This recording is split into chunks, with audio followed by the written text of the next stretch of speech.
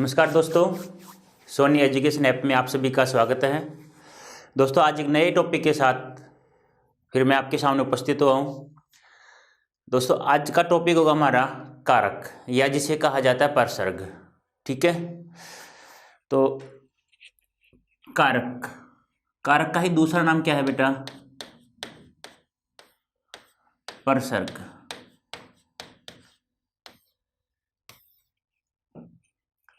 कारक किसे कहा जाता है, किसे कहते हैं कारक?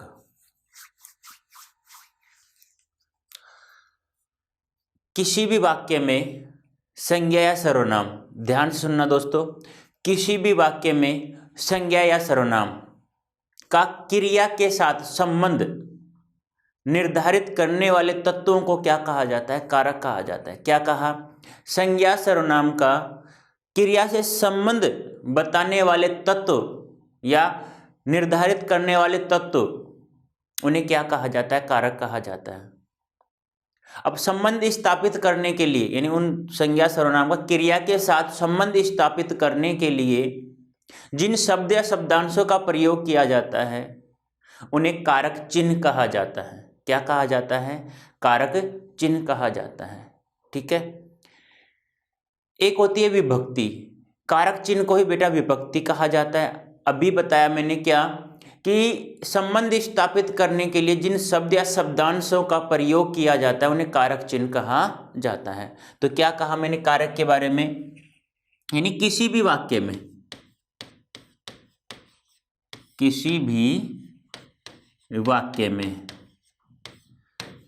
संज्ञा या सर्वनाम, संज्ञा हो या सर्वनाम हो, संज्ञा या सर्वनाम का क्रिया के साथ, किसका बेटा? क्रिया के साथ संबंध स्थापित,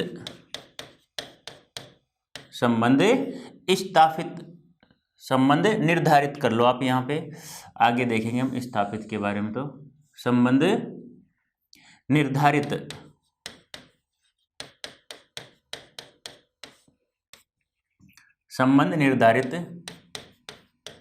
करने वाले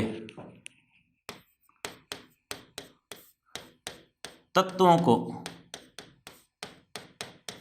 क्या कहा जाता है बेटा? कारक कहा जाता है। कारक कहा जाता है। यदि तुम्हें याद भी नहीं हो परिभाषा तो इतना ध्यान रखना, किसी भी वाक्य में संज्ञा या सर्वनाम का संबंध क्रिया से स्थापित करने वाले तत्वों क्या कहा जाता है? कारक कहा जाता है। ठीक है, अब इन संज्ञा सर्वनाम का, जो संज्ञा सर्वनाम है, इन दोनों का संबंध किससे स्थापित कर रहे हैं? क्रिया के साथ। अब जो शब्द शब्दांश क्रिया के साथ संबंध स्थापित करते हैं उन्हें क्या कहा जाता है? कारक चिन्ह कहा जाता है, जिसे हम विभक्ति के नाम से भी जानते हैं। क्या कहा मैंने? तथा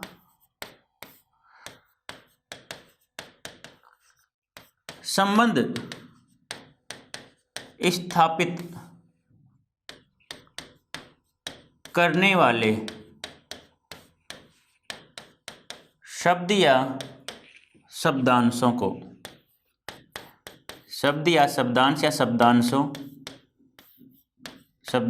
को क्या कहा जाता है बेटा? कारक चिन्ह कहा जाता है। और कारक चिन्ह को क्या कहा जाता है? विभक्ति कहा जाता है। आप ये भी कह सकते हो, विभक्ति की परिभाषा पूछे तो विभक्ति क्या होता है? तो किसी भी वाक्य में संज्ञा सर्वनाम का अन्य शब्दों के साथ, किसी भी वाक्य में संज्ञा सर्वनाम का अन्य शब्दों के साथ संबंध स्थापित करने के लिए व्याकरण कोटियों का या व्याकरणिक कोटियों का क्या किया जाता है? प्रयोग किया जाता है। या उनका कह सकते हैं हम, जैसे कहते हैं ना कि उनके बिना, व्याकरणिक कोटियों के बिना इनका संबंध स्थापित नहीं हो सकता। व्याकरणिक कोटियां होती क्या हैं? जैसे लिंग हो गया, वचन हो गया, कारक हो गया, काल हो गया। तो व्याकरण कोटियों के अंतर्गत ये 4 टॉपिक सबसे ज्यादा महत्वपूर्ण है। कौन कौन से? लिंग, वचन, कारक और काल। क्या होती हैं व्याकरण कोटियां? व्याकरण कोटियां वे होती हैं जो किसी भी वाक्य में संज्ञा सर्वनाम का संबंध अन्य शब्दों के साथ जोड़ते हैं। संज्ञा सर्वनाम क्या होते हैं? लगभग कर्ता होते हैं। अब उनका संबंध क्या होता है? क्या तो क्रिया होगी। अब मुख्य रूप से यहां तक किसका संबंध हो रहा है? क्रिया के साथ ही संबंध हो रहा है, कारक का। या ऐसा पूछ ले आपसे कि किसी भी वाक्य में संज्ञा सर्वनाम क्रिया संबंध बताने वाले शब्दांशों को क्या कहा जाता है? तो क्या कहा जाता है बेटा? उन्हें विभक्ति चिन्ह या कारक चिन्ह कहा जाता है। ठीक है, तो शब्द या शब्दांश को क्या कहा जाता है? कारक चिन्ह या विभक्ति चिन्ह कहा जाता है। देखो परिभाषा तो तुम्हें ऐसा लग रहा होगा कि हाँ बहुत बड़ी होगी, लेकिन ज्यादा ध्यान इतना ही रखना है, क्या संज्ञा सर्वनाम का संबंध हमें किससे जोड़ना है? क्रिया के साथ जोड़ना है। और जो शब्द या शब्दांश क्रिया के साथ संबंध जोड़ने का कार्य कर रहे हैं उन शब्दांशों को क्या कहा जाता है? विभक्ति चिन्ह कहा जाता है। जैसे हम बात करें, जैसे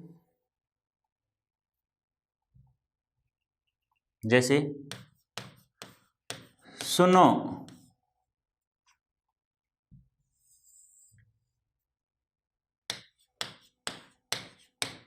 सुनो दशरथ के पुत्र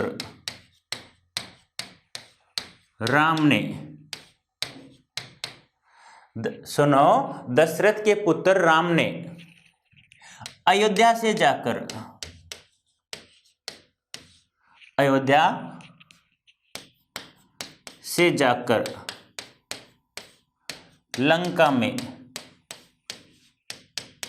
लंका में सीता के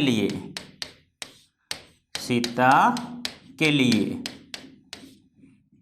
रावण को बाण से मारा।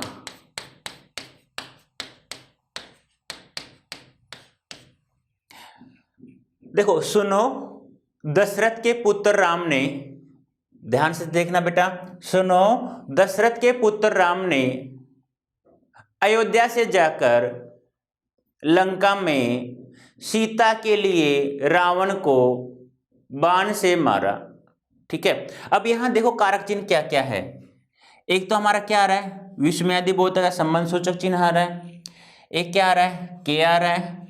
एक क्या है? ने है। एक क्या है? से है। एक क्या है? में। फिर आ रहा है के लिए, फिर आ रहा है को, फिर आ रहा है से। अब इस वाक्य में क्रिया क्या है बेटा? क्रिया क्या है? मारा। क्रिया क्या है? मारा। अब यहां देखो इस वाक्य में क्या क्या? दशरथ, पुत्र, राम, अयोध्या, लंका, सीता, रावण, बाण, इनका संबंध किसी न किसी रूप से है। इनका ये आपस में एक दूसरे से क्या है? संबंध इनका जुड़ा हुआ है, किसी न किसी प्रकार से जुड़ा हुआ है। अब वो संबंध कैसे जुड़ा हुआ है? तो आपने पढ़ा होगा क्या? कर्ता ने कर्म को कारण से, संप्रदान के लिए अपादान से, संबंध का के की, रा रे री, ना ने नी, अधिकरण में पे पर, और अंत में आता है आपका संबोधन, जिसे विस्मयादि बोधक भी कहा जाता है। ठीक है बेटा, तो इनका क्या होता है? जैसे मैंने बोला कर्ता ने कर्म को संप्रदान के लिए, इस प्रकार से बताया मैंने आपको। तो ये के लिए, संप्रदान के लिए, कारण से, ये से, के लिए, ने, ये क्या है? कारक चिन्ह है इनका। तो यहां देखो इन सभी शब्दों को, कौन कौन से? दशरथ, पुत्र, राम, लंका, इनको जोड़ने के लिए किन का प्रयोग किया है? इन कारक चिन्हों का प्रयोग किया गया है। ठीक है, इन कारक चिन्हों का क्या किया गया? प्रयोग किया गया। अब ये जो मारा क्रिया है ना, इस मारा क्रिया से इन शब्दों का संबंध स्थापित करने के लिए हमने किनका प्रयोग, किन शब्दांशों का प्रयोग किया है? संबोधन सूचक के का प्रयोग किया है, ने का प्रयोग किया है, से का प्रयोग किया है, में का प्रयोग किया है, के लिए का, को का और से का प्रयोग किया है ना। मैंने क्या कहा कि संज्ञा और सर्वनाम का क्रिया के साथ संबंध बताने वाले तत्वों को क्या कहा जाता है? कारक कहा जाता है। और उनका संबंध जिन तत्वों या जिन शब्दांशों द्वारा निर्धारित किया जाता है उन्हें कारक चिन्ह कहा जाता है। बात समझ में आई? तो इतना ही ध्यान रखना है यहाँ पे। जैसे मैं आपसे बात करूं, क्योंकि आपका सभी का पढ़ा हुआ है, कर्ता ने कर्म को करण से संप्रदान पढ़ा हुआ है सभी का। अब देखो यहाँ पे क्या आ रहा है, विस्मयादि यानी संबोधन सूचक आ रहा है, तो संबोधन कारक हो गया। के पुत्र, दशरथ का पुत्र कौन है? राम है। तो राम से और दशरथ के बीच में क्या संबंध है? पुत्र का संबंध है। तो यहां क्या हो गया? संबंध कारक हो गया। ने, राम ने, अब ने किसके साथ में आता है? कर्ता कारक के साथ में। तो यहां कौन सा कारक हो गया? कर्ता कारक हो गया। अयोध्या से जाकर, अयोध्या को क्या कर दिया उसने? छोड़ दिया है। राम ने अयोध्या से क्या कर दिया है? अलग हो गया है। तो अलग होने के लिए किसका प्रयोग करते में? अपादान का प्रयोग करते हैं। लंका में किसके अंतर्गत आया? अधिकरण के अंतर्गत। सीता के लिए किस में आता है? संप्रदान के लिए आता है। रावण को, यहां कौन सा हो गया? कर्म कारक हो गया। से मारा यानी बाण से मारा, यहां क्या हो गया? कर्ण कारक हो गया। इस प्रकार से हम कह सकते हैं जो कर्ता होते हैं दोस्तों, वो कितने प्रकार के होते हैं? 8 प्रकार के होते हैं। कितने प्रकार के होते हैं? 8 प्रकार के। अब हमें उन्हें देखते हैं। देखो कारक की परिभाषा ज्यादा दिमाग पे जोर मत डालना। क्या कहोगे? किसी भी वाक्य में संज्ञा सर्वनाम का संबंध निर्धारित करने वाले तत्वों को या शब्दांशों को या शब्दों को क्या कहा जाता है? कारक कहा जाता है। और उन संज्ञा सर्वनाम का संबंध क्रिया के साथ जोड़ते हैं ना, अब उनका संबंध बताने वाले शब्दांशों को क्या कहा जाता है? कारक चिन्ह कहा जाता है। बस, और कुछ भी ध्यान नहीं रखना है हमें। क्या कहोगे? संज्ञा सर्वनाम का संबंध क्रिया से करते हम। अब उन क्रिया से संबंध के द्वारा व्याकरण कोटियां पूछी जाए तो लिंग वचन कारक काल, और शब्दांश पूछे जाए तो आपसे तो क्या कहोगे? चिन्ह कहा जाता है, यानी विभक्ति चिन्ह या कारक चिन्ह कहा जाता है, या दूसरा नाम क्या उनका? परसर्ग भी है। ठीक है, नेक्स्ट। तो बेटा कारक कितने प्रकार के होते हैं? कारक 8 प्रकार के होते हैं। कारक के कितने प्रकार होते हैं बेटा? 8 होते हैं। कौन कौन से? आप लोगों को सभी बताया, अब आप लोग बताओगे मुझे। नंबर 1 क्या है? कर्ता। अब कर्ता का कारक चिन्ह क्या होता है बेटा? ने। क्या होता है? ने। और भी होते हैं, को भी इसके अंतर्गत प्रयोग किया जाता है, शून्य कारक भी इसके अंतर्गत माना जाता है। वो भी बात करेंगे जब एक एक को पढ़ेंगे। अभी तो फिलहाल इतना ही ध्यान रखो कि कर्ता का कारक चिन्ह क्या होता है? ने होता है। नंबर 2, कर्ता ने कर्म को। नंबर 3, कर्ण से, इसके साथ बेटा कभी कभी द्वारा या के द्वारा भी आता है। नंबर 4, बोलो दोस्तों, संप्रदान के लिए या के वास्ते, एक ही बात है बेटा ये, या के हेतु। ठीक है, के लिए, के वास्ते, के हेतु।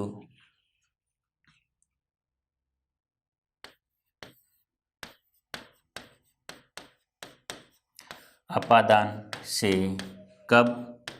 अलग होने के अर्थ में, अलग होने के अर्थ में।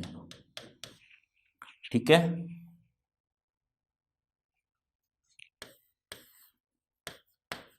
नेक्स्ट है संबंध कारक, जिसका कारक चिन्ह क्या होता है? का, के, की, रा, रे,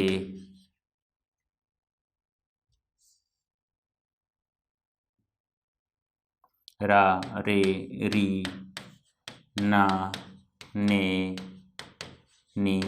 ठीक है, नंबर 7 कौन सा है बेटा? अधिकरण कारक। अधिकरण कारक क्या होता है? इसका कारक चिन्ह में, पे, पर। और अंतिम कौन सा होता है बेटा? संबोधन। ठीक है, इसका क्या होता है? जैसे अरे, अहो, ठीक है, इत्यादि। हे, अरे, अहो, वाह। ठीक है, इस प्रकार से।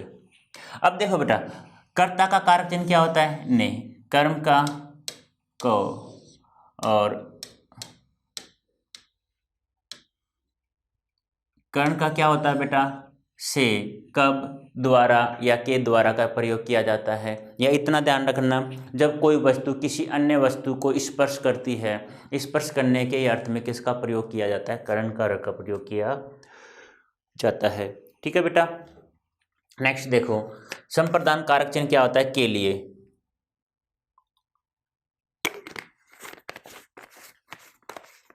और अपादान का क्या होता है बेटा? से अलग होने के अर्थ में। के लिए क्या कहा जाता है? के हेतु या के वास्ते। अलग कैसे? जब कोई वस्तु, अभी मैंने कहा ना, राम अयोध्या से जाकर अयोध्या को छोड़ चुका है, ऐसे अलग हो चुका है, यानी कि एक वस्तु किसी अन्य वस्तु से अलग हो। अलग होते ही, जैसे मैं जयपुर से दिल्ली गया, अब जयपुर को छोड़ चुका हूं, दिल्ली जा चुका हूं। या मैं बस से जयपुर गया, अब बस से जा रहा हूं, बस को छोड़ा नहीं है, मैं बस के साथ जा रहा हूं, स्पर्श कर रहा हूं बस को, तो वहां करण कारक होगा। क्योंकि यहां देखना बेटा, से यहां भी आ रहा है और यहां भी आ रहा है, बस इसमें दोनों में डिफरेंस यही है, जब कोई वस्तु किसी अन्य वस्तु से अलग होती है, अलग होने के अर्थ में किसका प्रयोग किया जाता है? अपादान का। और कोई वस्तु किसी अन्य वस्तु को स्पर्श करते है, यानी उसके साथ साथ चलती है, उसे टच करती है, तो वहाँ किसका प्रयोग करते हैं? करण कारक का प्रयोग करते हैं। संबंध क्या बताना है? काक्य की, अभी उसमें आया था क्या? दशरथ के पुत्र राम ने, आया था ना, दशरथ के पुत्र राम, यानी दशरथ का और राम का इसका क्या संबंध है? कि वह उसका क्या है? पुत्र है। अधिकरण में पेपर में कहाँ आया था बेटा? लंका में जाकर, लंका में आया था।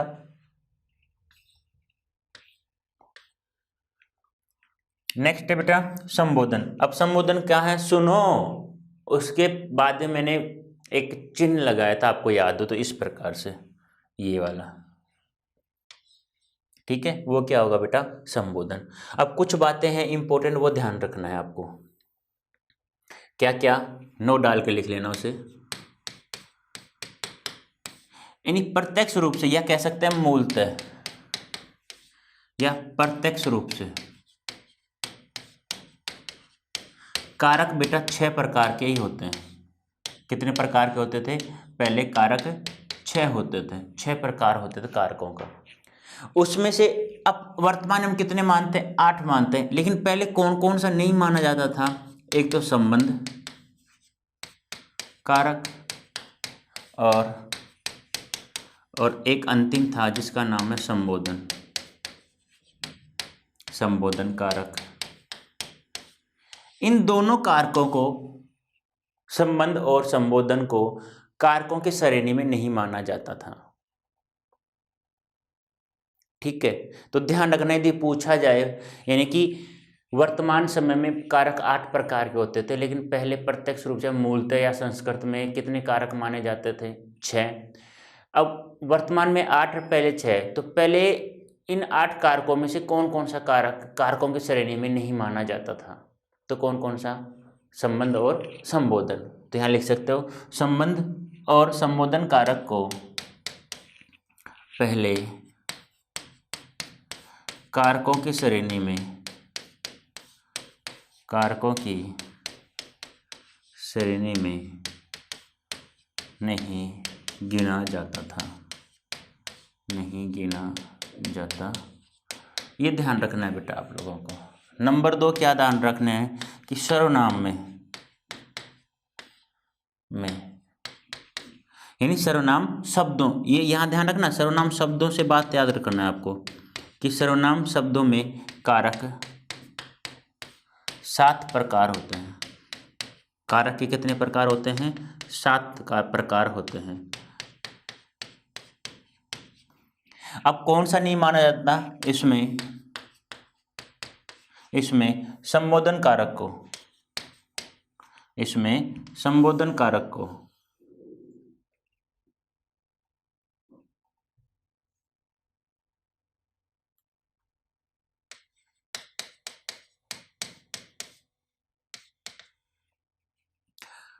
इसमें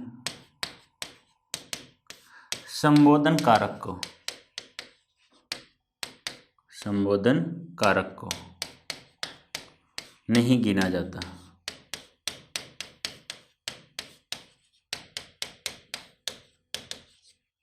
यानी पूछा जाए सर्वनाम में कुल कितने कारक होते हैं, कुल कितने प्रकार होते हैं, तो कितने होते हैं बेटा? 7। कौन सा नहीं माना जाता, कौन सा नहीं गिना जाता, तो क्या कहोगे आप? संबोधन कारक सर्वनाम शब्दों के कारक के अंतर्गत नहीं माना जाता है। ये बात हो गई इसकी, ठीक है। तो पहले कितने कारक माने जाते थे बेटा? 6। वर्तमान में कितने माने जाते हैं? 8। यदि आपसे पूछा कारक कितने प्रकार के होते हैं या कारक के प्रकार है 6, 7, 8, 9, तो 8 ही मानना है आपको ऑप्शन में। देखो गलती नहीं करनी है। यदि पूछा जाए एग्जाम में क्वेश्चन आ गया, मान लो क्या कारक के प्रकार होते हैं, ऐसे क्वेश्चन आ गया। ऑप्शन में क्या है? 6 है, 7 है, 8 है, 9 है, तो आपको टिक कहाँ करना है? 8। अब गलती से मान लो ये एक ऑप्शन है, अब गलती से मान लो ऑप्शन में 8 नहीं है, 6 है, 7 है, 9 है और मान लो 5 है। अब आपको टिक कहाँ करना है? 6 पे करना है। यदि सर्वनाम का नाम आ जाए, क्या नाम आ जाए? सर्वनाम का नाम देखिए पूछे, ऑप्शन क्या है? 6 है, 7 है, 9 है, 8 है, तब आपको क्या टिक करना है? 7। ये ध्यान रखना है बेटा, ऑप्शन के ऊपर निर्भर करेगा। ये ए ऑप्शन है, ये बी ऑप्शन है और ये सी ऑप्शन है और ये आपका डी ऑप्शन है, ठीक है। कारक होते हैं तो 8 होते हैं, कारक होते हैं, अब मान लो 8 ऑप्शन में है नहीं, 6 ऑप्शन में, तो 6 मानना है। और सर्वनाम का नाम देते हमें कितना मानना है बेटा? 7 मानना है, ठीक है। नेक्स्ट, अब हम एक एक कारक को पढ़ते हैं। पहला कारक कौन सा है बेटा हमारा? एक बात और ध्यान रखना, कभी कभी किसी वाक्य में कारक चिन्ह नहीं दिया हुआ होता, तो वहां हमें शून्य कारक मानना है, ठीक है। जैसे राम पुस्तक पढ़ता है, अब वहां पे कोई कारक चिन्ह नहीं है और ना कोई रेखांकित कर रखा है किसी शब्द को, तो हमें क्या करना है? वहां पे शून्य कारक मानना है। क्या मानना है बेटा? शून्य कारक मानना है, ठीक है। तो नंबर 1 कौन सा है बेटा हमारा? कर्ता कारक। अब कर्ता कारक का कारक चिन्ह क्या होता है बेटा? ने। तो ध्यान रखना, कर्ता के योग में कर्ता कारक का प्रयोग किया जाता है। अब देखो, यानी कि हमें वाक्य से ये पता चले कि जो क्रिया निर्भर है वह किसके ऊपर निर्भर है? कर्ता के ऊपर निर्भर है। तो वहां हमें कर्ता कारक का प्रयोग किया, कर्ता कारक का प्रयोग करने में, जैसे चलो ने दिखाई दे दिया तो हमें कोई दिक्कत नहीं आएगी। कोई दिक्कत आएगी क्या? नहीं। तो एक शब्द और लिख लो कि कर्ता कारक कारक चिन्ह तो क्या होता है? ने होता है। और फिर क्या लिखोगे? कर्ता के योग में, कर्ता के योग में कर्ता कारक का प्रयोग होता है। कर्ता कारक का प्रयोग किया जाता है। ये कर्ता के योग में, इसका मतलब क्या हुआ कि क्रिया किसके ऊपर निर्भर रहे बेटा? क्रिया निर्भर किस पर रहे? कर्ता पर निर्भर रहे। इसका अर्थ ये हो गया कि कर्ता के योग में मतलब क्या हुआ कि बिना कर्ता के कार्य संभव नहीं है वाक्य में, तो वहां कौन सा होगा बेटा? कर्ता कारक होगा, ठीक है। जैसे आ गया, उदाहरण देख लो, राम ने खाना खाया, ठीक है। अब यहां सीधा सीधा आ गया कि निम्नलिखित वाक्य में कौन सा कारक है, तो ने आ रहा है हमें, तो क्या तो रेखांकित कर दे तो भी कोई दिक्कत नहीं है। तो रेखांकित कहां करेगा? राम पे करेगा, ने पे नहीं करेगा। एक बात ध्यान रखना, कभी भी किसी भी वाक्य में कारक चिन्ह के नीचे रेखांकित नहीं किया जाएगा, ये ध्यान रखना बेटा। जैसे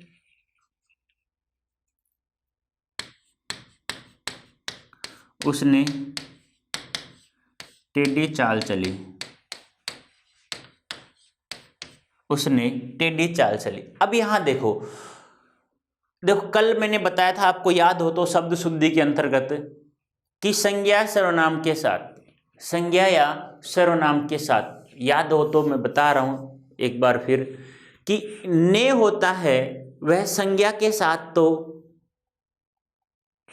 साथ जुड़कर नहीं, अलग से लिखा जाता है, जैसे राम ने, यानी संज्ञा के तो बाद लिखा जाता है, और सर्वनाम के साथ उन्हें जोड़ा जाता है कारक चिन्हों को, जैसे तुमने, ने जुड़ गया, उसने, इसने, तुमको, इस प्रकार से। तो सर्वनाम के तो साथ लिखा जाते हैं, सर्वनाम के तो साथ साथ उसे जोड़ करके लिखते हैं कारक चिन्ह को, लेकिन संज्ञा से उसे क्या करते हैं, अलग लिखा जाता है, राम ने, राम को, सीता को, इस प्रकार से। ठीक है, तो यहां देखो उस क्या है, सर्वनाम है, लेकिन यहां ने जुड़ गया, तो यहां क्या, कौन, यहां भी कौन सा कारक होगा बेटा, यहां भी कर्ता कारक होगा हमारा। ठीक है, तो कोई भी वाक्य आ जाए हमें ये लगे कि क्रिया किसके ऊपर निर्भर है, इतना ध्यान रखना, कर्ता के ऊपर निर्भर है, तो वहां कौन सा कारक आएगा बेटा, कर्ता कारक। अब यहां देखो, जैसे ये वाक्य है, टेढ़ी चाल चली, अरे किसने टेढ़ी चाल चली, उसने चली, उसने कौन है, कर्ता है, या उसने में से ने निकाल दे हम तो क्या है, उस, वो भी करता है, वह को उस क्या बोला जाता है, उसने, यानी उसका, वह को, और यह को क्या बोला जाता है, इसका। तो इसके रूप बनाए तो उसका, उसकी, उसके, यह का रूप बनाए तो इसका, इसकी, इसके, ये ध्यान रखना है। जैसे राम पुस्तक पढ़ता है। अब देखो, यदि किसी भी वाक्य में कर्ता कारक का प्रयोग की, कर्ता कारक को सर्च करना है कि कर्ता कारक कब मिले कैसे, तो क्रिया के साथ में कौन से पर्सन कर लेना, अपने आप समझ में आ जाए, जो आंसर आए वो कर्ता ही होगा हमारा। देखो, कौन खाना खा रहा है, राम खाना खा रहा है, किसने टेढ़ी चाल चली, उसने टेढ़ी चाल चली। जैसे राम पुस्तक पढ़ता है,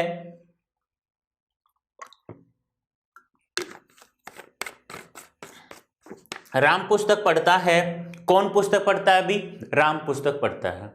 इस प्रकार से हमें देखना है, कोई भी वाक्य हो एक्स वाई जेड, हमें यही ध्यान रखना है बेटा कि किसके साथ में, यानी क्या क्या कारण कार्य करना हमें, यानी हमें बस इतना ध्यान रखना है कि कौन से पर्सन करे या किसने से पर्सन करे। यदि हमारा उत्तर मिलता है तो वहाँ कर्ता कारक हमें जो कहते हो दिखाई देगा, या किसी भी वाक्य में कारक चिन्ह नहीं है तो वहां हमें क्या मानना चाहिए बेटा, शून्य कारक मानना चाहिए। क्या मानना चाहिए, शून्य कारक है। तो अरे पुस्तक तो कौन पढ़ रहा है, राम पढ़ रहा है तो कर्ता कारक। अब मान लो कर्ता कारक ऑप्शन में नहीं है, कर्म कारक भी नहीं है, क्योंकि पुस्तक में क्या, कौन सा कारक है, कर्म कारक है। तो इस प्रकार से यदि वहां शून्य कारक दिया, यदि सीधी सी बात है, किसी भी वाक्य में, किसी भी वाक्य में यदि विभक्ति चिन्ह या कारक चिन्ह नहीं दिया हुआ होता तो हमें शून्य कारक मानना है। क्या मानना है, शून्य कारक। नोट डाल के लिख देता हूं मैं यहां, यदि किसी वाक्य में, यदि किसी वाक्य में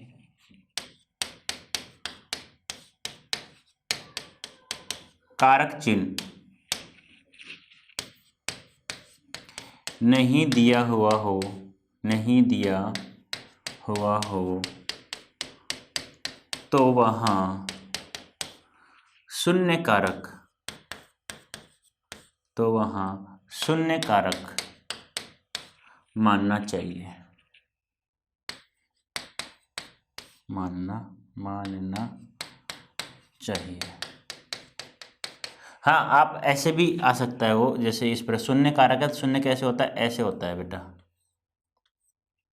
ठीक है, ये लोगो दिखाई देगा तुम लोगों को। तो मैंने क्या कहा, जब किसी वाक्य में कोई कारक चिन्ह नहीं है तो हमें क्या करना है, हमें इसी प्रकार से उसे ध्यान में रखना है। जैसे मैं बनाऊं कि सीता खाना खाती है, यहां क्या है, कार्य किसके ऊपर निर्भर कर रहा है, क्या कहा मैंने, सीता खाना खाती है। कर्ता कारक है, कर्ता कारक नहीं दिया तो हमें क्या मानना है, शून्य कारक मानना है। और आपको मैंने बताया भी था जो कर्ता कारक का कारक चिन्ह होता है वह हमेशा सर्वनाम के साथ जुड़कर लिखा आता है, ये ध्यान रखना। कभी गलती से भी कुछ नहीं होना चाहिए बेटा, कभी गलती से आप लोग कर दो तो क्या कहोगे, सर्वनाम शब्दों के साथ, सर्वनाम शब्दों के साथ ने कारक चिन्ह जुड़ा रहता है। जैसे इसने, उसने, इसको। अभी बात करेंगे को का भी प्रयोग, अभी ध्यान रखना ये, उसको, इस प्रकार से अभी बात करेंगे को का। तो नेक्स्ट यही कर लेते हैं हम कि कर्ता कारक में, किसमें, कर्ता कारक में किसका प्रयोग होता है, कभी कभी को का प्रयोग भी होता है। अब ये ध्यान रखना है कि कहीं तुम्हें ये देखें कि क्या, कि को कारक चिन्ह तो कर्म का होता है, ऐसे पूछा जाए कर्म कारक का कारक चिन्ह होता है तो को, ठीक है, ये ध्यान रखना है। को का प्रयोग हम संप्रदान में भी करेंगे, कर्ता कारक में भी करेंगे। देखो कहाँ कहाँ होता है को का प्रयोग, ध्यान रखना। वैसे ही को का प्रयोग कहाँ कहाँ होता है, एक तो कर्ता कारक में होता है, एक होता है कर्म कारक में, एक होता है संप्रदान कारक में। इन तीनों में को का प्रयोग किया जाता है। इसका तो को क्या होता है, कारक चिन्ह होता है, इसमें तो कोई दिक्कत नहीं होनी चाहिए। और यहां संप्रदान में क्या होता है, जब किसी को कोई वस्तु दी जाती है, किसी को कोई वस्तु दी जाती है, वस्तु दी जाती है, दी जाती है, वहां को का प्रयोग करते हैं, को का प्रयोग करते हैं, प्रयोग करते हैं। अर्थात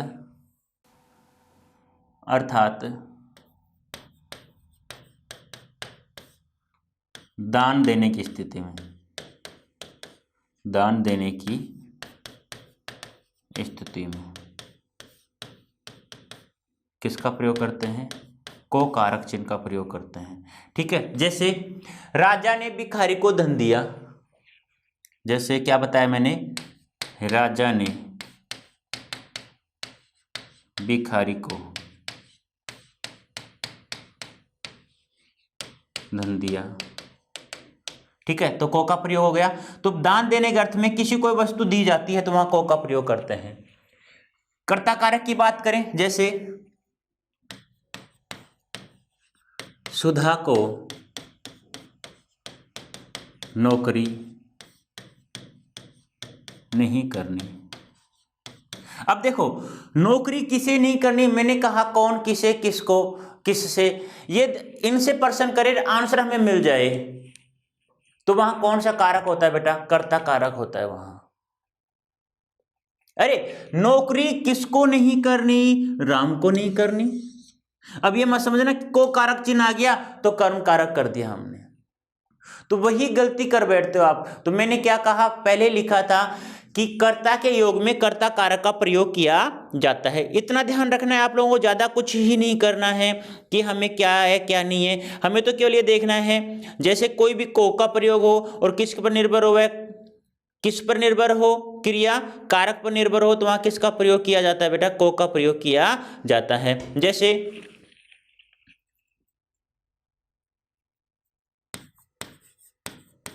सीमा को कुछ खिलौने चाहिए, सीमा को कुछ क्या चाहिए बेटा, खिलौने, को का प्रयोग हुआ। अरे किसे चाहिए खिलौने, सीमा को चाहिए। सीमा क्या है, कर्ता है। वही बात है कि नौकरी किसे नहीं करनी, सुधा को नहीं करनी, और कर्ता क्या है यहाँ पे, सुधा है।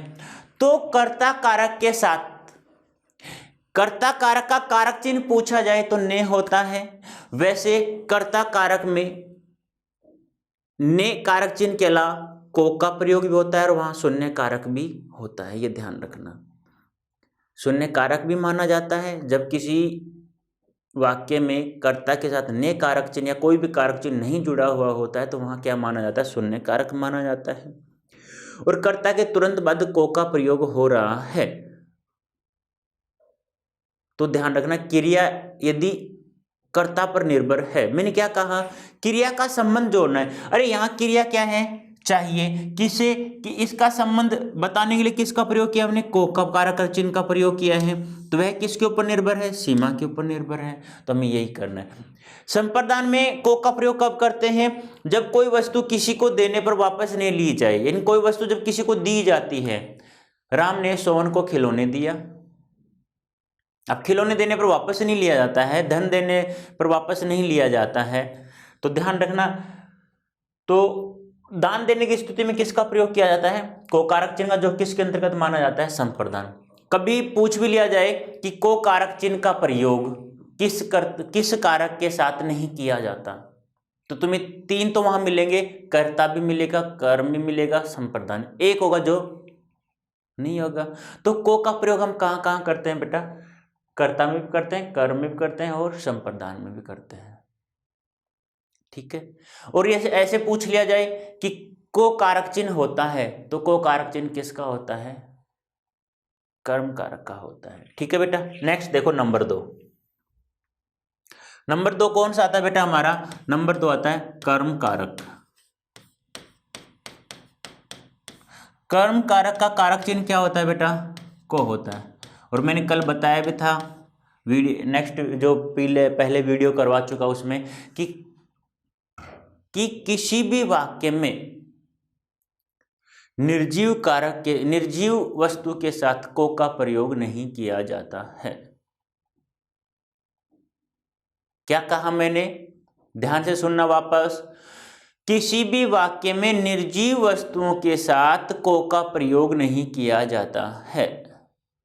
यदि आपसे पूछा जाए कर्म किसे कहा जाता है, तो कर्म किसे कहा जाता है बेटा, कर्ता जिसे चाहता है उसे क्या कहा जाता है, कर्म कहा जाता है। और कर्म कितने प्रकार का होता है बेटा, कर्म 2 प्रकार का होता है। कौन कौन सा, मुख्य कर्म और गौण कर्म। मुख्य कर्म को क्या कहा जाता है, निर्जीव कर्म कहा जाता है, और गौण कर्म को क्या कहा जाता है, सजीव कर्म कहा जाता है। जैसे राजा ने भिखारी को धन दिया, कितने कर्म है यहाँ, 2 है, भिखारी है और धन है।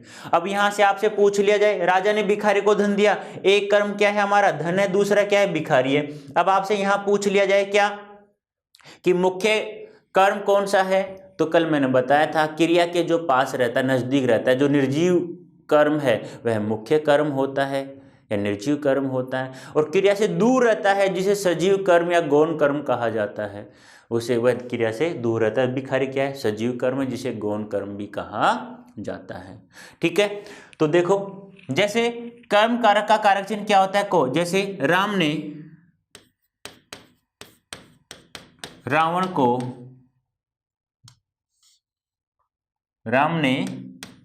को बाण से मारा। अब रेखांकित वो यहां करेगा, ना कि को के नीचे करेगा, ये ध्यान रखना है बेटा। तो रावण में कौन सा कारक है बेटा, को है। बाण से ये क्या है, कर्म कारक है, और राम ने यहां क्या है, कर्ता कारक है बेटा। अब देखो कुछ इंपॉर्टेंट बातें वो ध्यान रखनी है आप लोगों को। ये तो आप लोगों को दिखाई देगा तो आप लोग कर सकते हो, ठीक है। यानी कि आपको लोग बताए ये कर्ता है, ये कर्म है, ये भी कर्म है, ये क्या है, क्रिया है, ठीक है। लेकिन हमें यहाँ कारक चिन्ह के साथ में इनका संबंध जोड़ रहे हैं। मैंने कहा ना कि बाण का, रावण का और राम का आपस में किसी न किसी रूप में संबंध है, और इन तीनों का संबंध किसे बता रहे हैं हम, मारा से। अब माराकार इन शब्दों का संबंध बताने के लिए जिन शब्दांशों का प्रयोग किया जाता है उन्हें विभक्ति चिन्ह कहा जाता है। अब विभक्ति चिन्ह अलग अलग होती है सभी से। विभक्ति चिन्ह किसकी होती है? कर्ण की, लेकिन एक अपादान की। लेकिन अपादान में क्या होता है? जब कोई वस्तु किसी से अलग हो रही है, यहाँ अलग हो रही है, बाण से मारा, मतलब ये क्या है? उसे टच कर रही है, टच करिए, उसे छोड़कर ही नहीं गई वो, मतलब अलग नहीं हुई उसे मार करके, वह उसके अंदर ही है, उसके पेट, उस मतलब उसके शरीर के अंदर ही है वो, तो वहाँ क्या हो गया? कर्ण कारक हो गया। ठीक है। जैसे नोट, पहला नंबर 1 क्या लिखा है मैंने कि निर्जीव वस्तुओं के साथ, क्या? निर्जीव वस्तुओं के साथ, निर्जीव वस्तुओं के साथ को का प्रयोग नहीं किया जाता। जैसे उदाहरण की बात करें हम,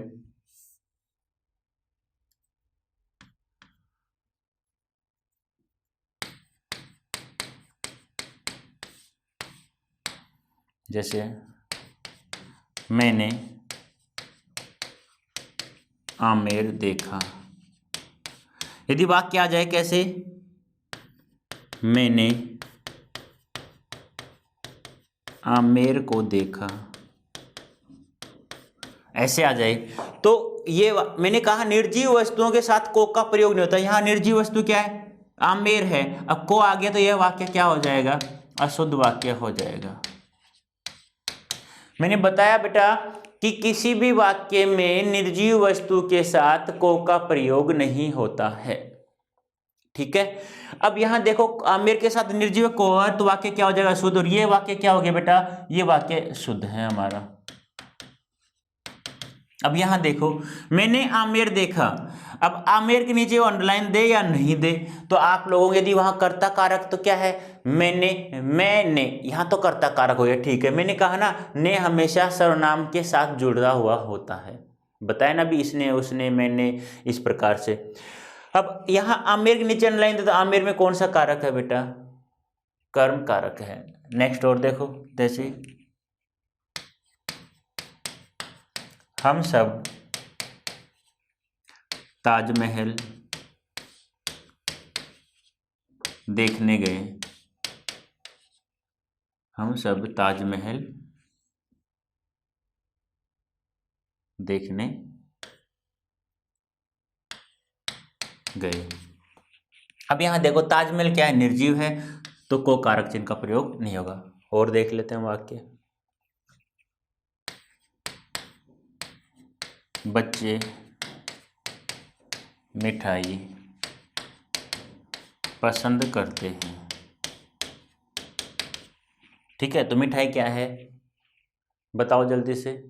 निर्जीव है, सजीव है? निर्जीव है। इस प्रकार से हम क्या करेंगे बेटा? इनका प्रयोग कर लेंगे।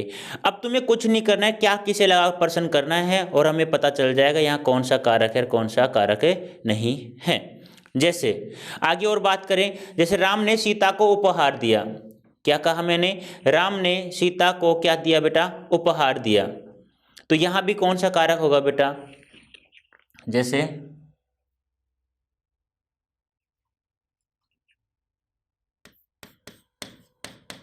राम ने सीता को उपहार दिया, तो सीता को यदि यहां तो कौन सा कारक है? कर्ता कारक है। यहां कौन सा है? को, तो यहां कौन सा हो जाएगा बेटा? कर्म कारक हो जाएगा। अब किसी भी वाक्य में मान लो कोई वाक्य है और वह वाक्य द्विकर्मक क्रिया वाला है, द्विकर्मक यानी दो कर्म है वहां पे। जैसे द्विकर्मक वाला बात कर लेते हैं, द्विकर्मक वाले वाक्य। जैसे हम बात करें द्विकर्मक वाले कैसे बेटा? जैसे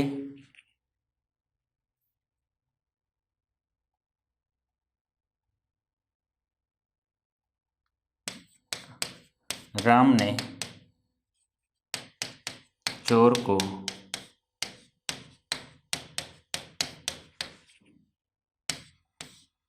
को पुलिस से पकड़वाया। देखो राम ने कर्ता कारक है, चोर को मैंने कहा निर्जीव के साथ नहीं आना चाहिए, सजीव के साथ तो हमेशा को का प्रयोग होता है। अब यहाँ कौन सा कारक हो गया, कर्म कारक हो गया बेटा। द्विकर्मक क्रिया हो और को का प्रयोग हो तो वहां कौन सा कारक हो बेटा, कर्म कारक होगा। ठीक है, नेक्स्ट नंबर 2,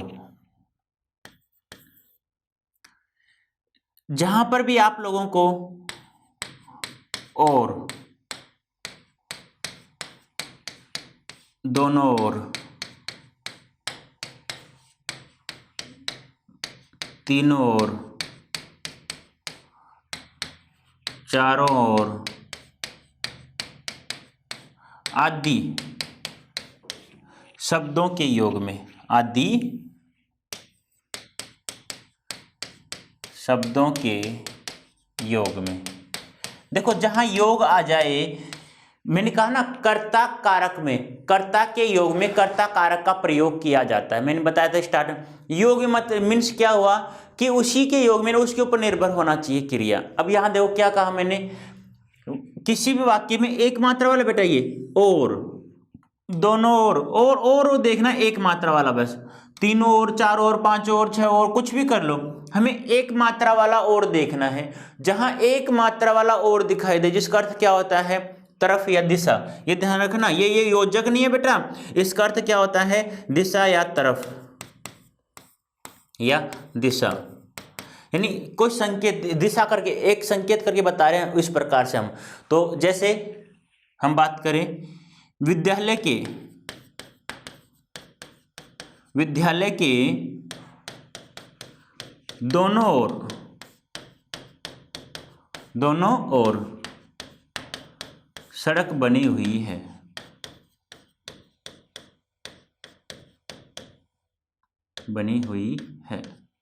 अब देखो बेटा कहीं पर भी आपको एक मात्रा वाला और दिखाई दे दे, बिना सोचे समझे आप लोगों को वहां कौन सा कारक करना है, कर्म कारक करना है बेटा।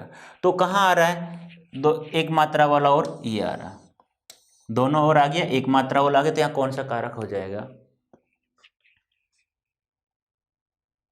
जैसे और बात करें, वह मेरी ओर देखकर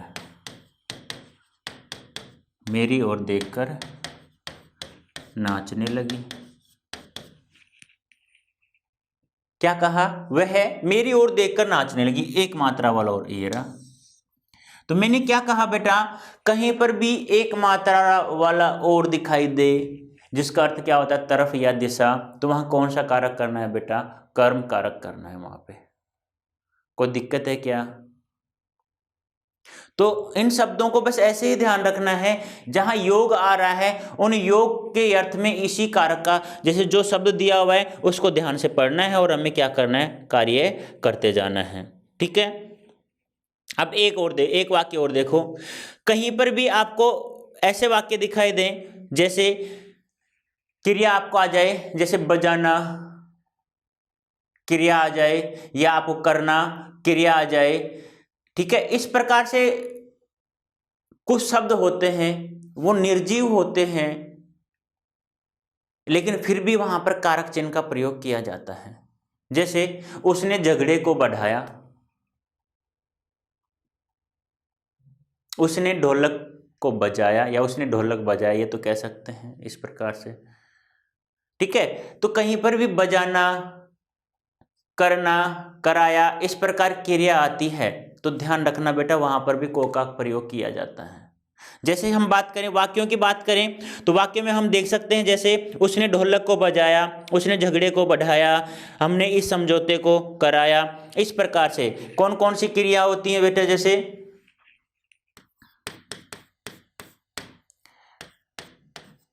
करना, बजाना, बढ़ाना आदि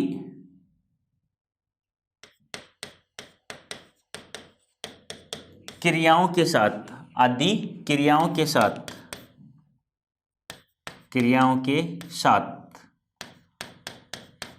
को कारक चिन्ह का प्रयोग किया जाता है, को कारक चिन्ह का प्रयोग किया जाता है।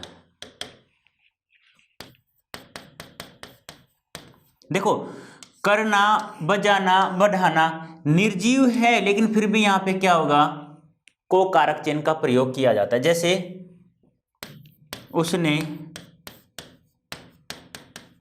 झगड़े को बढ़ाया,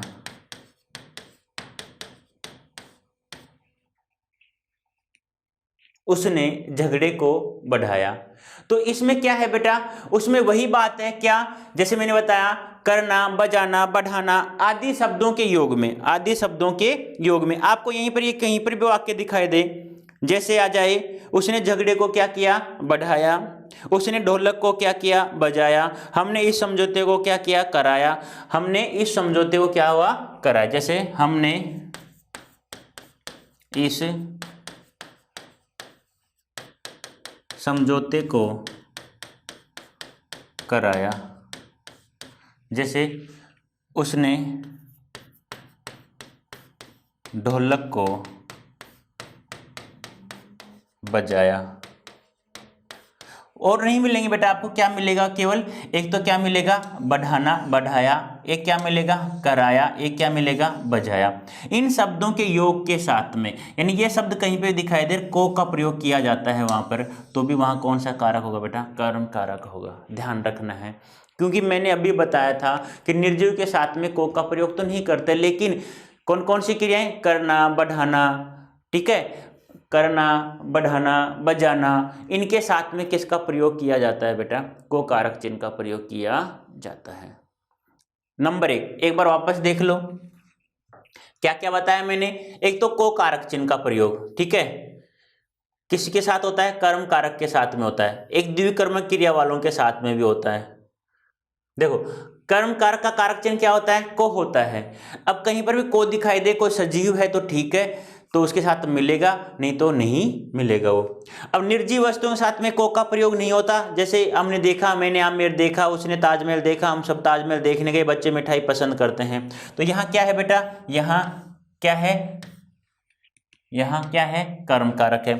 फिर मैंने क्या कहा, द्विकर्मक क्रिया वाले कार्य वाक्य हो जाएं, जैसे ये भी क्या है, द्विकर्मक वाला है, सीता और उपहार दो कर्म है, तो को आ रहा है, में कोई दिक्कत नहीं है। जैसे राम ने चोर को पुलिस से पकड़वाया, तो राम ने चोर को, चोर में क्या है, कर्म कारक है। फिर मैंने बताया और, दोनों और, तीन और, चार और आदि शब्दों की योग में, यानी ये शब्द कहीं पे भी दिखाई दे, हमें एक मात्रा वाला और दिखाई दे कहीं पर भी, हमें बिना सोचे समझे कौन सा करना है बेटा, कर्म कारक करना है।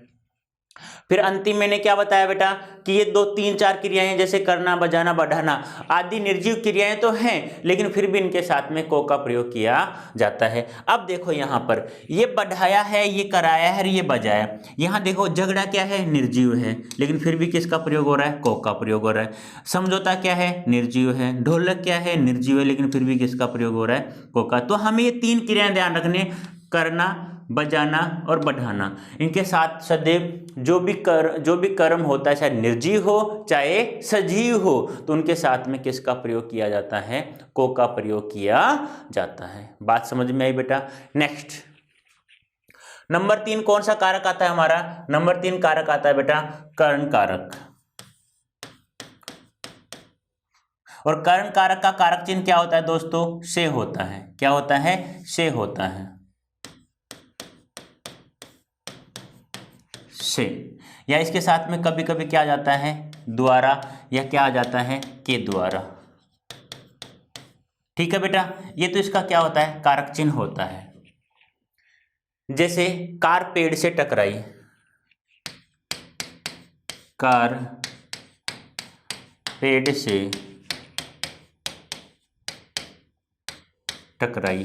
अब यहां देखो बेटा, यह वाक्य आपको दे दिया एग्जाम में, तो आप लोग क्या करते हो, कार पेड़ से टकराई, दिमाग में सोच ले, तो गाड़ी जब पेड़ से टकराएगी तो अलग होगी। अरे यहां कहीं लिखा हुआ है कि अलग होगी,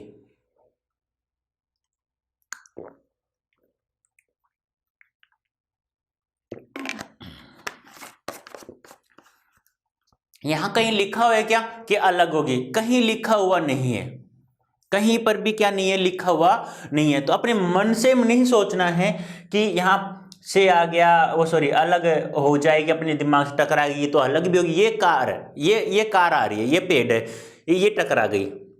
मैंने कहा है क्या टकरा कर अलग हो गई? नहीं कहा मैंने कहा है क्या पेड़ से टकरा कर 2 फुट दूर चली गई? नहीं कहा मैंने, नहीं कहा। इसमें क्या कहा गया है कि कार पेड़ से टकराई। ठीक है, और देखें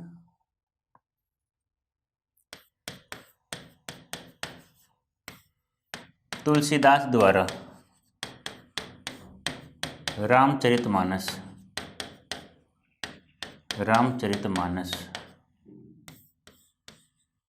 तुलसीदास द्वारा रामचरितमानस लिखा गया।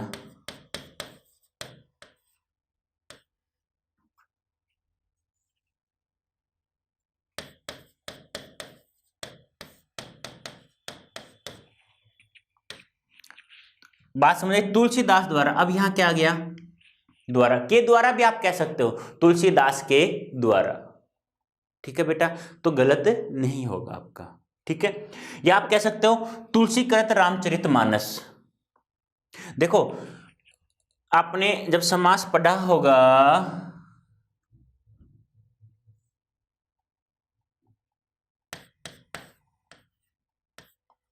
जब समास पढ़ा होगा तो एक शब्द आया होगा आपके पास वहां पर, तुलसीकृत। इसका समास विग्रह क्या होगा? तुलसी द्वारा कृत या तुलसी के द्वारा कृत। कृत यानी क्या होता है बेटा? रचा हुआ। ठीक है, तो यहां कौन सा समास हो गया? तुलसी द्वारा कृत। यहां कौन सा हो गया? करण तत्पुरुष समास। याद है कि आप लोगों को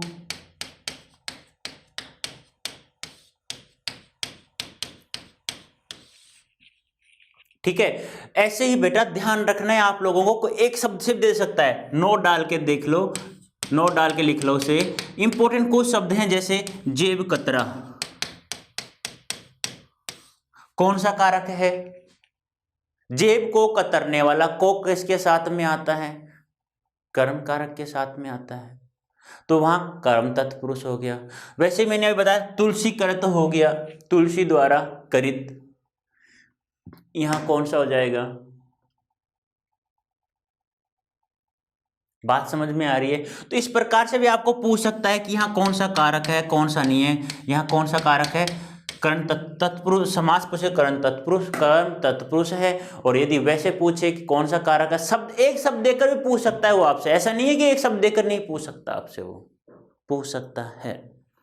तो यहाँ पे क्या हो जाएगा? समास वगैरह क्या होगा इसका? जेब को कतरने वाला, जेब को कतरने वाला। ठीक है, ये तो कुछ बातें थी जैसे समास की, कुछ शब्द बीच बीच, इसलिए कह रहा हूं कि बीच बीच में कुछ ऐसे शब्द आ जाते हैं जो आपको ऐसा लगे कि अरे सर ये तो बहुत अच्छी बात है। हाँ बेटा, ये बहुत अच्छी बात भी है। क्यों? कोई भी समास, समासिक पद का या सामासिक या कोई समास पद का समास विग्रह देकर के पूछ सकता है, कोई समस्त पद देकर के पूछ सकता है कि इसमें कौन सा कारक है, तो ऐसे दे सकता है वो। ऐसा मत कहना कि सर इसमें तो समास दिया हुआ है, कारक कैसे होगा? अरे मैंने बताया था कि कारक पढ़ाते समय कि कारकों के आधार पर समास कितने प्रकार का होता है? 6 प्रकार का होता है। कर्ता कारक नहीं होता और संबोधन नहीं होता, और जितने भी हैं कारण, संप्रदान, संबंध, ये सब क्या होते हैं? जैसे राजा का पुत्र, कौन सा हो गया? संबंध हो गया।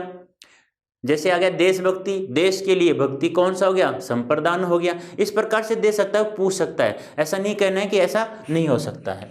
नेक्स्ट देखो,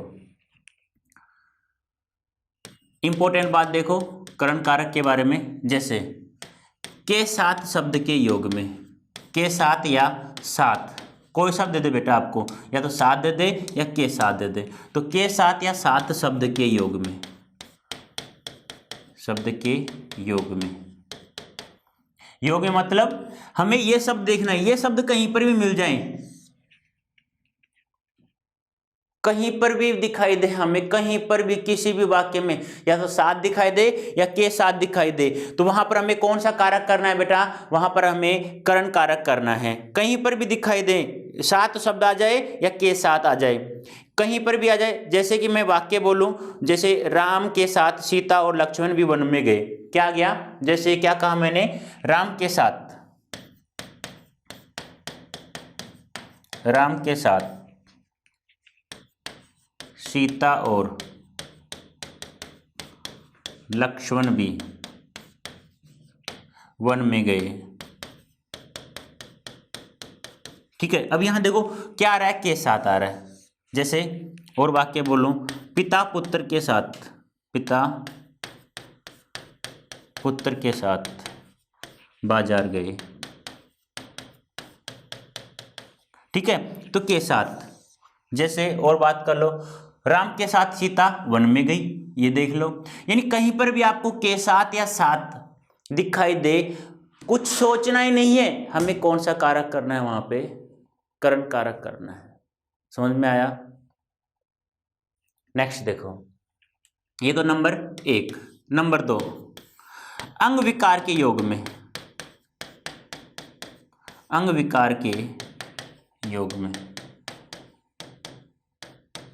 योग मतलब यानी अंग विकार के योग में किस कारक का प्रयोग किया जाता है, करण कारक का प्रयोग किया जाता है। के साथ शब्द के योग में किस कारक का प्रयोग किया, अरे ऐसे भी दे सकता है वो कि के साथ शब्द के योग में किस कारक का प्रयोग किया जाता है, करण कारक का।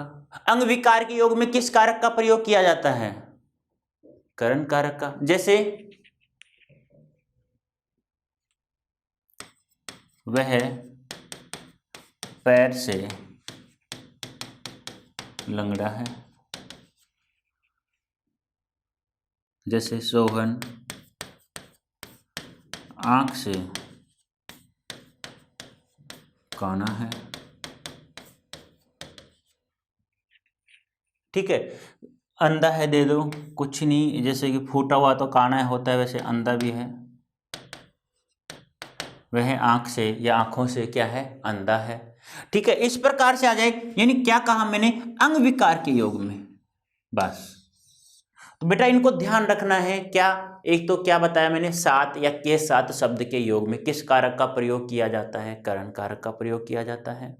दूसरा क्या बताया मैंने, अंग विकार के योग में और के साथ शब्द के योग में।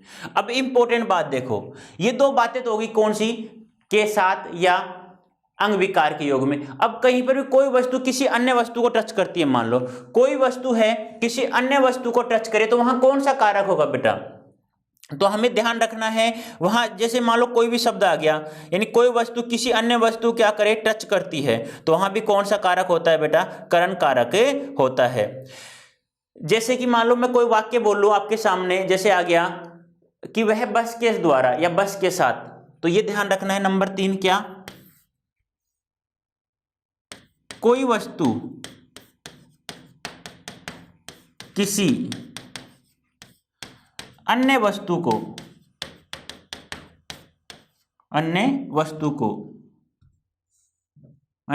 को टच या स्पर्श करती हो, वहां करण कारक माना जाए। अब वही बात है, के साथ ही आएगा, वहां पे दिखाई देगा, जैसे राम या राजा बस द्वारा यात्रा कर रहे हैं। अब देखो दोबारा आ गया, कोई बात नहीं, या ऐसे भी आ सकता है, राम बस के साथ यात्रा कर रहा है, यानी टच होना चाहिए, कोई अन्य किसी वस्तु कोई टच होनी चाहिए। जैसे मैंने पहला वाक्य बताया था, क्या, कार पेड़ से टकराए, बस पेड़ से टकराई, तो हमें ये ही ध्यान रखना है। तो करण कारक में क्या क्या बताया मैंने, नंबर 1 क्या होता है, से होता है। से का प्रयोग कब करते हैं, जब कोई एक वस्तु किसी अन्य वस्तु से टच करे। जैसे राम कलम से लिखता है। अब यहां देखो कलम से लिखता है, अरे कलम, जैसे ये कलम है, ये टच तो कर रही है ना, हमें यही ध्यान रखना है, क्योंकि अपादान में भी से आएगा, करण में भी से आएगा, हमें ये ध्यान रखना है, हाँ टच कर रही है भाई, ठीक है टच कर रही है, टच करते ही कौन सा कारक होगा, करण कारक होगा, स्पर्श करते ही कौन सा कारक होगा, करण कारक होगा। मतलब टच होना चाहिए बस, कोई भी, ऐसे नहीं, जरूरी नहीं है कि से देख लो, तुम ये देखो जैसे पेड़ से पत्ता गिरता है या पेड़ से पत्ता गिरा, अरे से वहां पे आ रहा है लेकिन वो तो अलग हो रहा है वहां, यहां अलग नहीं हो रहा है बेटा, ये आपको ध्यान रखना है। जैसे वह जन्म से अंधा है, यहां कौन सा कारक होगा, से आ रहा है यहां पर भी, यहां करण नहीं होगा बेटा, यहां कौन सा होगा, यहां अपादान होगा। क्यों? क्योंकि वह जन्म से ही अंधा है, जब जैसे ही बच्चा पेट से बाहर आया, वो उसकी आंखें, उसकी रोशनी थी, वो जन्म से नहीं थी, उसे जन्म से अलग थी। तो मैंने क्या कहा, कहने का मतलब क्या है कि कोई वस्तु किसी अन्य वस्तु को टच करे, हमें दिखाई दे वाक्य में कि हाँ यहां टच कर रही है तो वहां करण कर रहा है, टच नहीं कर रही है तो वहां कौन सा कारक करना है बेटा, हमें अपादान अलग होने के अर्थ में। जैसे मैं एक शब्द दे रहा हूं आपके सामने, जैसे मैंने शब्द दिया ज्ञान युक्त, ऐसे ही पूछ सकता है कि ज्ञान युक्त शब्द में कौन सा कारक है, ज्ञान युक्त शब्द में कौन सा कारक है, तो समास विग्रह करके देख लिया करो, क्या, ज्ञान से युक्त, यानी ज्ञान है उसके पास, ज्ञान से भरा हुआ है, उसके अंदर ज्ञान है, अलग नहीं हो रहा वो। जैसे आ गया मदमत, मद से मत, तो क्या हो जाएगा समास विग्रह, मद से मत, या आ जाए मान लो मदान, तो क्या हो जाएगा समास विग्रह, मद से अंधा। अब यहां देखो मैंने क्या कहा, यहां पे वह जन्म से अंधा है, जन्म से ही अंधा है, तो ये ध्यान रखना, वहां पे जन्म से क्या है, उसकी आंखें रोशनी नहीं थी, अलग थी। अब यहां पे देखना ज्ञान युक्त मदमत मदांत, एक शब्द और लिख रहा हूं मैं, जन्माद, इसका क्या होगा समास विग्रह, जन्म से अंधा। अब देखना बेटा, ज्ञान युक्त, ज्ञान से युक्त यानी ज्ञान से भरा हुआ है, ज्ञान है उसके अंदर, अलग नहीं हो रही है, तो यहां कौन सा हो जाएगा, करण हो जाएगा। मद मद, मद से मत, मद क्या होता है, घमंड होता है, तो ये भी क्या है, मद से मत, अलग नहीं हो रहा, उसकी बुद्धि में है, यहां भी कौन सा हो जाएगा, करण। मदान, मद से अंधा यानी घमंड से अंधा, अरे घमंड सभी में होता है, कैसा भी घमंड हो, उसमें चलने का घमंड, बोलने का घमंड, पैसों का घमंड, सब जैसा घमंड होता है, घमंड घमंड होता है, घमंड शरीर से अलग नहीं होता, उससे जुड़ा हुआ होता है, तो यहां भी कौन सा होगा, करण होगा। अब यहां देखो जन्म से अंधा, अरे जन्म से अंधा है वो, वही जन्मांध है, वह जन्म से अंधा है, वही एक शब्द दे देगा जन्मांध। अब यहां कौन सा हो जाएगा, यहां आपका कौन सा हो जाएगा बेटा, यहां आपका अपादान कारक हो जाएगा। कोई दिक्कत है क्या, नहीं होनी चाहिए दिक्कत। तो तीन हो गए हमारे, कौन कौन से, कर्ता कारक हो गया, कर्म कारक हो गया और करण कारक हो गया। नंबर 4 पढ़ेंगे हम नेक्स्ट वीडियो में, पढ़ेंगे कौन सा, संप्रदान कारक। ठीक है बेटा।